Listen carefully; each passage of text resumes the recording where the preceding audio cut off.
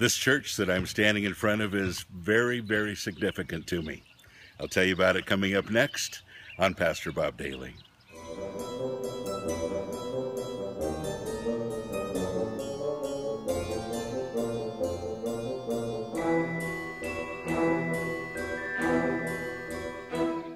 Well, this church that you see here is the church that I grew up in.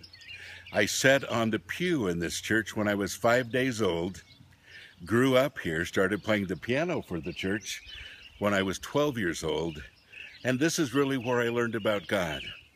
But it was in this church, actually, at 5 years old that I became a Christian. It was in this church when I was 6 that God called me to be a pastor, and I've been pastorized ever since.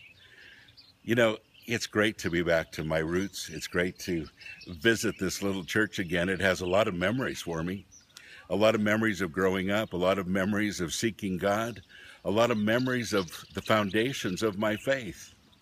But honestly, it's not the most significant part of my faith.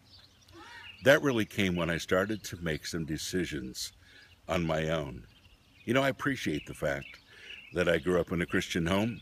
I appreciate the fact that the Bible was used in our home and that was quoted often, that I learned all the songs and I learned how to interpret according to my parents' upbringing.